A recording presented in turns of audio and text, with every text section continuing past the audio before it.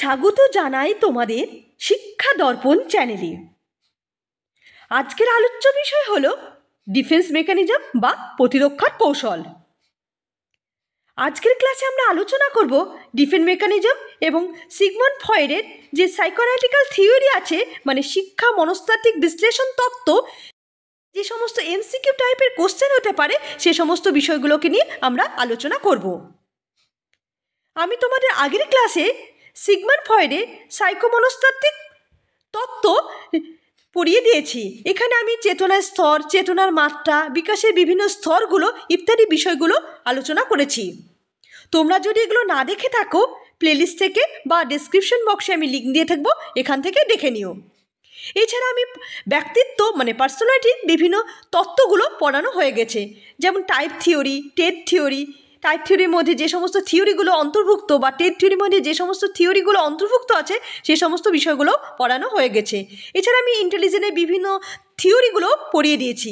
তোমরা যদি এসবগুলো না দেখে থাকো, প্লেলিস্ট থেকে দেখে নিতে পারো। এছাড়া আমি sociological foundation, Indian school of philosophy, western school of ফিলোসফির মধ্যে বিভিন্ন বিষয়গুলো পড়ানো হয়ে গেছে।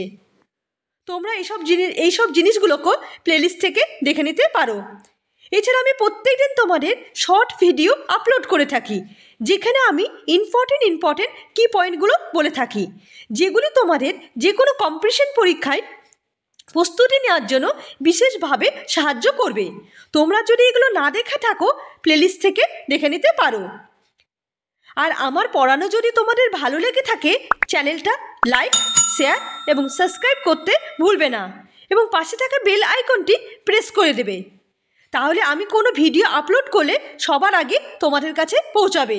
তাহলে শুরু করা যাক আজকের ক্লাস, ডিফেন্স মেকানিজম বা প্রতিরক্ষার কৌশল, এবং সেই রিলেটেড বিভিন্ন এমসিকিউ টাইপের কোশ্চেন আছে সেগুলো নিয়ে আলোচনা করব। ভিডিওটা স্কিপ না করে পুরো ভিডিওটা দেখার অনুরোধ রইল।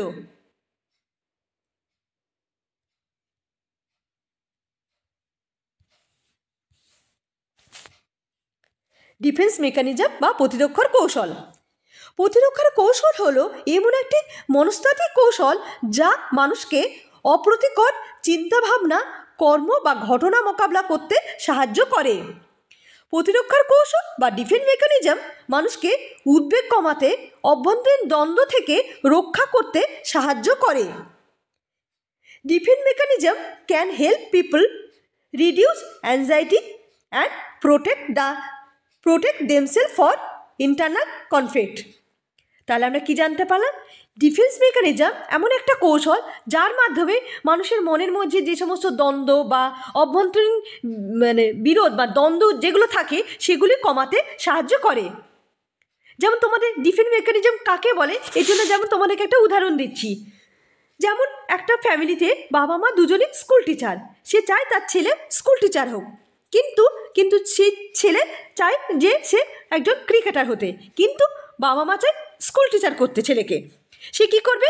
সে বাবা মাকে দেখলে সঙ্গে সঙ্গে বই নিয়ে বসে যাবে, কিন্তু মনে মনে তার মনের মধ্যে ইচ্ছা জাগবে যে ক্রিকেট খেলি।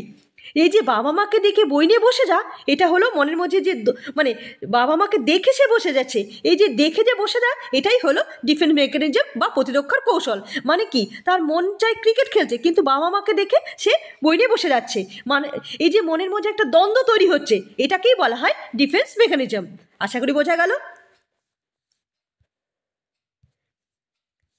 দেখো তারপরে কি আছে, ইগোকে ব্যালেন্স করে ইড অ্যান্ড সুপার ইগো। তাহলে আমরা কি পড়েছি? আমি আগের ক্লাসে তোমাদের বলেছি মানুষের মনে তিনটি স্তর রয়েছে, একটা হলো ইড, একটা হলো ইগো অ্যান্ড সুপার ইগো। ইড কি? ইগ হলো প্লেজার প্রিন্সিপাল, আর ইগো হলো রিয়ালিটি নিয়ে আলোচনা করে, আর সুপার ইগো হলো মরালিটি নিয়ে আলোচনা করে। মানে ইড বলতে গেলে যেটা ইচ্ছা, যা ইচ্ছা, যেটা ভালো লাগবে সেটা করবে ইড। আর ইগো হলো রিয়ালিটি, বাস্তবতা, রিয়ালিটি নিয়ে কথা বলে, বাস্তব জগৎ নিয়ে থাকে। আর সুপার ইগো মরালিটি, নীতিবোধ জাগ্রত হবে। ইগো হার্ট হলে কাজ করে ডিফেন্স মেকানিজম বা প্রতিরক্ষার কৌশল। এই যে ইড, মানুষের মনের যে তিনটে স্তর আছে, ইড, ইগো অ্যান্ড সুপার ইগো, এর মধ্যে ইগো যদি হার্ট হয় তবেই সে ডিফেন্স মেকানিজম বা প্রতিরক্ষার কৌশল অবলম্বন করে। Defence mechanism can use to protect the person ego unconsciously, মানে ডিফেন্স মেকানিজম মানুষ কখন গ্রহণ করে? ইগো যখন আনকনসিয়াসলি হয় তখন মানুষ ডিফেন্স মেকানিজম বা প্রতিরক্ষার কৌশলটি গ্রহণ করে। আশা করি বোঝা গেল। এরপরে কি আছে দেখে নি। সিগমন্ড ফ্রয়েড যে সুরক্ষার কৌশলগুলো বলেছেন সেই সমস্ত কৌশলগুলো দেখো এখানে লেখা আছে। প্রতিরক্ষার তিনি বিভিন্ন কৌশল অবলম্বন করেছিলেন, মানে বিভিন্ন কৌশলের কথা বলেছেন। সেই কৌশলগুলো কী কী সেগুলো আমরা একটু দেখব। আরেকটা মনে রাখবে তোমরা, প্রতিরক্ষার কৌশল বা ডিফেন্স মেকানিজম হলো একটি ইনডাইরেক্ট মেথড।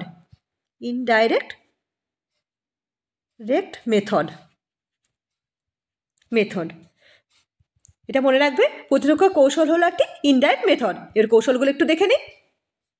প্রথমটা হলো রিপ্রেশন মানে অবদমন, দ্বিতীয় হলো রিয়াকশন ফর্মেশন বা প্রতিক্রিয়া সংগঠন, 3 নম্বর হলো প্রজেকশন বা প্রতিক্ষেপণ, 4 নম্বর হলো আইডেন্টিফিকেশন বা অভেদীকরণ, 5 নম্বর হলো সাবলিমেশন বা উন্নতিকরণ, 6 হলো র্যাশনালাইজেশন বা যুক্তিকরণ, 7 হলো কম্প্রিহেনশন বা পরিপূরক, 8 হলো ডিনাই বা ইনকার করা, 9 হলো ডেড্রিম বা দিবাস্বপ্ন, আর 10 হলো ফিক্সেশন বা নির্দিষ্ট করা ইত্যাদি। এগুলো তোমাদের সিরিয়াল অনুযায়ী মনে রাখার কোনো দরকার নেই, তোমরা মনে রাখলেই হলো, কারণ এটা সিরিয়াল অনুযায়ী কোনোদিন পড়ে না, এরকম সিরিয়াল না, র্যান্ডমলি যে কোনো মনে রাখলে হলে, কিন্তু সবকটা মনে রাখবে এগুলো। কারণ প্রতিরক্ষার আরও কৌশল আছে, কিন্তু যেগুলো আমাদের যে কোনো পরীক্ষার জন্য খুবই ইম্পর্টেন্ট, যে সমস্ত কৌশলগুলো থেকে কোশ্চেন আসতে পারে বলে মনে হয়েছে আমার, সেগুলো আমি এখানে দিয়েছি।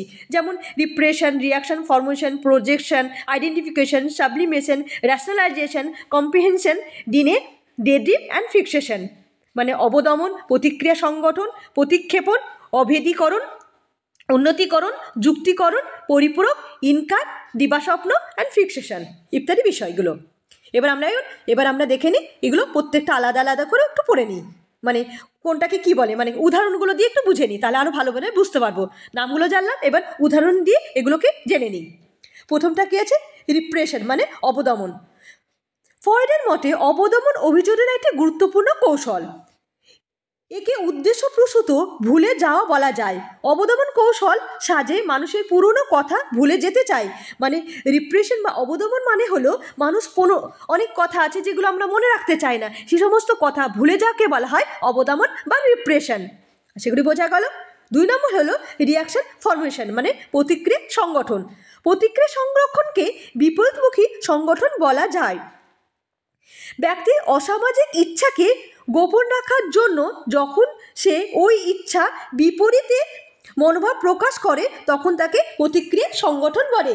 প্রতিক্রিয়া সংগঠন হলো যেমন কোনো ব্যক্তির মধ্যে রাগ হয়েছে, সে রাগের পর যে চিৎকার না করে সে আরও ভালো ভালো কথা বলতে লাগলো। এই যে রাগ হলে সে কী করে, মানুষ রাগ হলে সে আরও বেশি চিৎকার করে, চিৎকার না করে সে হাসতে শুরু করলো, যে একটা বিপরীত মুখে কাজ করছে, এটাকেই বলা রিয়াকশন ফর্মেশন মানে প্রতিক্রিয়া সংগঠন।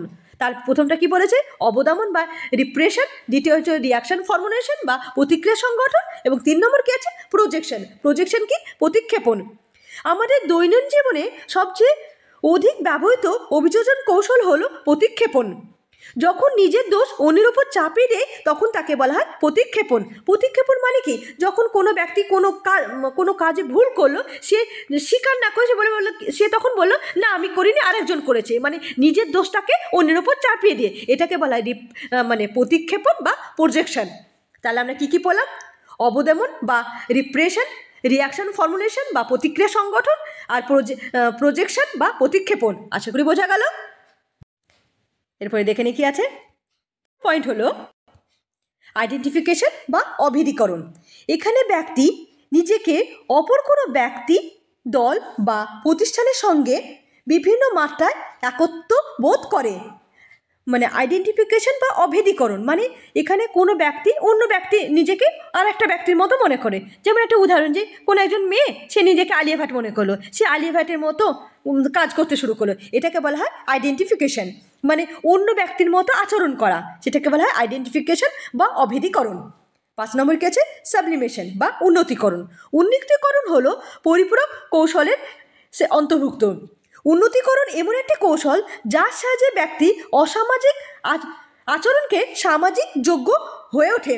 মানে সাবলিমেশন মানে হলো যেমন কোনো ব্যক্তির এখন প্লেন চালাতে ইচ্ছা করছে, কিন্তু সে চালাতে পারবে না, সবাই তো প্লেন চালাতে পারবে না, তার জন্য ট্রেনিং দরকার। সে কী করলো, সে তার বদলে সে একটা কবিতা লিখলো বা গান লিখলো, তার মনের ইচ্ছাকে প্রকাশ করলো, এটাকে বলা হয় সাবলিমেশন। তার প্রথমটা কী বললাম, 4 নম্বর পয়েন্ট কী বললাম, আইডেন্টিফিকেশন, অভেদীকরণ। আর 5 নম্বর হলো সাবলিমেশন বা উন্নতিকরণ। তারপর 6 নম্বর কী আছে, র্যাশনালাইজেশন, অপব্যাখ্যান। এটা কি আছে, আচরণের প্রকৃত যুক্তি না দেখে যখন ভ্রান্তি যুক্তি দেখিয়ে ব্যক্তির আচরণের ব্যাখ্যা করে তখন তাকে বলা হয় অপব্যাখ্যান। অপব্যাখ্যান বা র্যাশনালাইজেশন। র্যাশনালাইজেশন মানে কি, যেমন কোনো ছেলে বা মেয়ে সে পরীক্ষায় পাস করতে পারলো না, তখন বললো যে না, কোশ্চেন কঠিন ছিল বলেই আমি পাস করতে পারিনি। এটা একটা মানে ভ্রান্ত যুক্তি দেখাচ্ছে। যুক্তি দেখালো যে মানে পড়িনি বলে পাস করিনি সেটা মনে করলো না, বলে কোশ্চেন কঠিন ছিল বলে আমি পাস করতে পারিনি। এটা একটা ভ্রান্ত যুক্তি, এটাকে বলা হয় র্যাশনালাইজেশন। তাহলে বোঝা গেল আইডেন্টিফিকেশন বা অভেদীকরণ, 5 নম্বর হলো সাবলিমেশন বা উন্নতিকরণ, আর র্যাশনালাইজেশন বা অপব্যাখ্যান। আশা করি বোঝা গেছে। এরপরে দেখে নি কি আছে, 7 নম্বর হলো কম্পেনসেশন। কম্পেনসেশন বা পরিপূরক। অন্য একটি বিবেকের ক্ষেত্রে ব্যক্তির ঘাটতি থাকলে অন্য ক্ষেত্রে উৎকর্ষতার মধ্যে দিয়ে সেই, এটা গান না, কাজটি পূরণ করে, এটি কাজ হবে, এটি কাজটি পূরণের চেষ্টা করে। মানে কম্পিটিশন মানে পরিপূরক। যেমন কোনো মেয়ে হাইটে শর্ট, সে একটু হিল পরে নিল, সে মানে একটু লম্বা হয়ে গেল, এটা হলো পরিপূরক। মানে সে যেহেতু ছোট ছিল হাইটে, সে হিল পরে বড় হয়ে গেল, এটা হলো পরিপূরক বা কম্পেনসেশন। আশা করি বোঝা গেছে। 8 নম্বর কি আছে, ডিনে মানে ইনকার করে, মানে কোনো জিনিসকে অ্যাকসেপ্ট না করে, কোনো জিনিসকে গ্রহণ না করে। সে কোনো সত্যি কথা বা কোনো জিনিসকে বা সে কিছুতেই গ্রহণ করছে না, যেটাকে বলা হয় মানে অ্যাকসেপ্ট না করা, একে বলে ডিনে মানে ইনকার করা বলা হয়। 9 নম্বর গেছে ডে ড্রিম, মানে দিবা স্বপ্ন, মানে আকাশ কুসুম চিন্তা করে, শুয়ে শুয়ে ধরে নিল আমি প্রধানমন্ত্রী হয়ে গেছি বা আমি মুখ্যমন্ত্রী হয়ে গেছি, এরকম যে স্বপ্ন দেখা, মানে শুয়ে শুয়ে কোনো কাজ কিছু না করে সে এমনি স্বপ্ন দেখলাম আমি এই করছে ওই করছে, এটাকে বলা হয় ডে ড্রিম বা দিবা স্বপ্ন। আর 10 নম্বর কি আছে, ফিক্সেশন। ফিক্সেশন মানে হলো নির্দিষ্ট, মানে পরীক্ষার ভয় পরীক্ষা দিতে না দেওয়া, মানে অ্যাংজাইটি হচ্ছে পরীক্ষায় পারবো কি পারবো না ভয়ে সে পরীক্ষা দিতে গেল না, সেটাকে হলো ফিক্সেশন। আশা করি বোঝা গেল। তাহলে আমরা কি কি পড়লাম একবার দেখে নিই। প্রথমটা হলো রিপ্রেশন বা অবদমন, তারপর 2 নম্বর হলো রিয়াকশন ফর্ম বা প্রতিক্রিয়া সংগঠন, 3 নম্বর হলো প্রজেকশন বা প্রতিক্ষেপণ, 4 নম্বর হলো আইডেন্টিফিকেশন অভেদীকরণ, 5 নম্বর হলো সাবলিমেশন বা উন্নতিকরণ, 6 নম্বর হলো র্যাশনালাইজেশন বা অপব্যাখ্যান, 7 নম্বর হলো কম্প্রিহেনশন বা পরিপূরক, 8 নম্বর হলো ডিনে বা ইনকার করা, 9 নম্বর হলো ড্রেডিম বা দিবাস্বপ্ন, আর 10 নম্বর হলো ফিক্সেশন বা নির্দিষ্ট বিষয়। আশা করি বোঝা গেছে। আমরা সিগমন্ড ফ্রয়েডের সাইকোঅ্যানালিটিক্যাল থিওরি যে সমস্ত এমসিকিউ টাইপের কোশ্চেন হতে পারে সেগুলো আমরা এবার করে নিই। 10টা কোশ্চেন আছে, প্রত্যেকটা কোশ্চেনই ইম্পর্টেন্ট। প্রত্যেকটা কোশ্চেনই যে কোনো কম্পিটিশন পরীক্ষায় পড়া কোশ্চেনগুলো আমি বেছে বেছে 10টা কোশ্চেন নিয়ে এসেছি। এবার আমরা দেখে নিই কোশ্চেনগুলো একটু। প্রথম কোশ্চেন হলো মনোসমীক্ষণ তত্ত্ব বা সাইকোঅ্যানালিটিক্যাল থিওরি প্রবক্তা কে? 1 নম্বর অপশান হলো কার্ল রোজার্স, 2 নম্বর বি হলো সিগমন্ড ফ্রয়েড, সি হলো এরিকসন, আর ডি হলো কোহলবার্গ। তাহলে তোমরা বলে দাও, আশা করি তোমরা সবাই জানো। সাইকোঅ্যানালিটিক্যাল থিওরি মানে মনোসমীক্ষণ তত্ত্বের প্রবক্তা হলো সিগমন্ড ফ্রয়েড, বি। 2 নম্বর কোশ্চেন দেখে নিই। ফ্রয়েডের মনোসমীক্ষণ তত্ত্বে, এটা ইলেকট্রা কমপ্লেক্স হবে, ইলেকট্রা কমপ্লেক্স কাদের মধ্যে দেখা যায়? 1 নম্বর অপশান হলো মেয়েদের মধ্যে, 2 নম্বর অপশান হলো ছেলেদের মধ্যে, সি অপশান হলো ছেলে মেয়ে উভয়ের মধ্যে, আর ডি হলো কোনোটিই নয়। এই যে ইলেকট্রা কমপ্লেক্স কাদের মধ্যে দেখা যায়, আমি পড়ানোর সময় তোমাদেরকে বলেছিলাম, আগের ক্লাসটা যদি তোমরা না দেখে থাকো, সাইকোঅ্যানালিটিক্যাল থিওরির যে আগের ক্লাসটা যেটা করিয়েছি সেটা যদি না দেখে থাকো তোমরা ওটা দেখে নিও, তাহলে এই কোশ্চেনগুলো আরও ভালোভাবে বলতে পারবে। তাহলে সিগমন্ড ফ্রয়েডের মনোসমীক্ষা চলে ইলেকট্রা কমপ্লেক্সের কথা কাদের মধ্যে দেখা যায়? এটা মেয়েদের মধ্যে দেখা যায়। মেয়েদের মধ্যে ইলেকট্রা কমপ্লেক্স, আর ছেলেদের মধ্যে অডিপাস কমপ্লেক্স দেখা যায়। এরপরে কোশ্চেনটা দেখে নিই। 3 নম্বর কোশ্চেন কি আছে? 3 নম্বর কোশ্চেন হলো নিচের কোনটি প্রতিরক্ষার কৌশল নয়? অপশান এ আছে অভেদীকরণ আইডেন্টিফিকেশন, বি হলো পরিপূরক বা কম্প্রিহেনশন, সি হলো অপব্যাখ্যান বা র্যাশনালাইজেশন, আর ডি হলো সংগঠন বা অ্যাসোসিয়েশন। তাহলে আমরা কি পড়লাম? ডিফেন্স মেকানিজম কী কী পড়লাম? আইডেন্টিফিকেশন পড়েছি, কম্পেনসেশন পড়েছি, র্যাশনালাইজেশন পড়েছি, কিন্তু অ্যাসোসিয়েশন আমরা ডিফেন্স মেকানিজম বা প্রতিরক্ষা কৌশলের মধ্যে পড়িনি। তাহলে অপশন কি হবে? ডি। 4 নম্বর কোশ্চেন দেখে দিই। কোন মনোবিজ্ঞান ব্যক্তিত্ব বিকাশে ইড, ইগো অ্যান্ড সুপার ইগোর কথা বলেছেন? তাহলে সবাই জানে আশা করি কোন মনোবিজ্ঞান ব্যক্তিত্ব বিকাশে ইড, ইগো অ্যান্ড সুপার ইগোর কথা বলেছেন। অপশনগুলো একটু দেখে নিই। 1 নম্বর হলো ফয়েড, বি হলো কোহলবার্গ, সি হলো এরিকসন, আর ডি হলো পিয়াজ। কোন মনোবিজ্ঞান রয়েছে?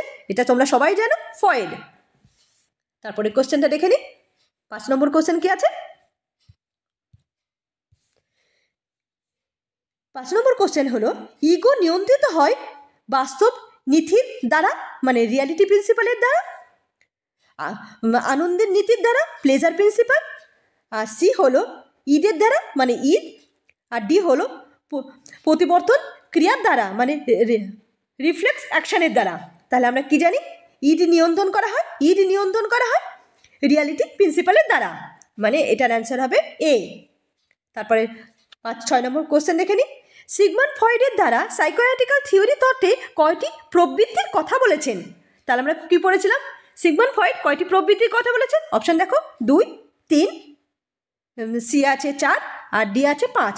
তাহলে কয়টি প্রবৃত্তির কথা হয়েছে একটু দেখে নাও।